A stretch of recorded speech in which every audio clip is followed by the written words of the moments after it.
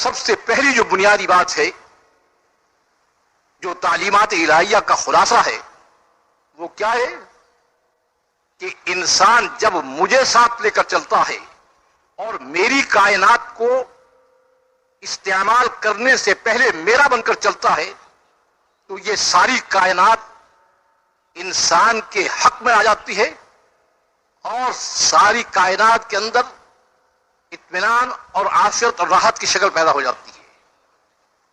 جب مجھ سے تعلق توڑ کر چلتا ہے تو پھر یہ ساری کائنات انسان کے مخالف ہو جاتی ہے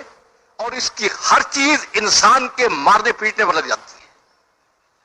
اس پورے نظام کے اندر جو بات بتائی ہے وہ کیا ہے کہ سب سے پہلی بات جو ہے وہ یہ ہے کہ مطالبہ کیا اس نے کہ مجھے ساتھ لے کر چلے ہوں اور پریشان ہوئے ہوں، کوئی اس کی مثال دو، اور مجھ سے تعلق بگاڑ کر چلے ہوں اور اطمینان نصیب ہوا ہو، خواہ وہ مال والے ہوں، خواہ حکومت والے ہوں، خواہ زمینوں والے ہوں، خواہ پوری قوم ان کے ساتھ ہو، کوئی اس کی مثال کہتے ہیں تلاش کرو پوری تاریخ انسانی میں کہ مجھ سے بگاڑ کر چلنے والے کبھی اس دنیا میں اطمینان ان کو پایا ہے، ملا ہے ان کو۔ اور انبیاء علیہ الصلوۃ والسلام کی بعثت کا موضوع بتایا ہے یہ جو آپ لفظ استعمال کرتے ہیں دعوت اللہ، اس کا مطلب کیا ہے؟ دعوت اللہ کا مطلب یہ ہے کہ انسان اللہ کا بن کر چلے اور اللہ کو ساتھ لے کر چلے۔ ہمارا ذہن جاتا ہے کبھی اس پر کہ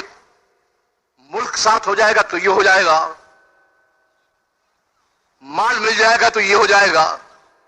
زمینیں ہو جائیں گی تو یہ ہو جائے گا۔ اللہ کو ساتھ لینے کا غم مسلم اور غیر مسلم سے ایسا نکلا ہے کہ ہر چیز کا غم لگا ہوا ہے، اور جو سب سے اہم اور سب سے بڑی چیز ہے وہ اللہ کا ساتھ ہونا ہے،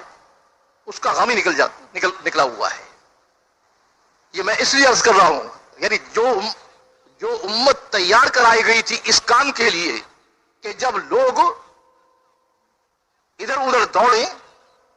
اور پریشان حال ہوں تو ان کو بتاؤ کہ پھنسے یہاں ہو نکل یوں سکتے ہو، اس امت کو خود ہی ہوش نہیں رہا۔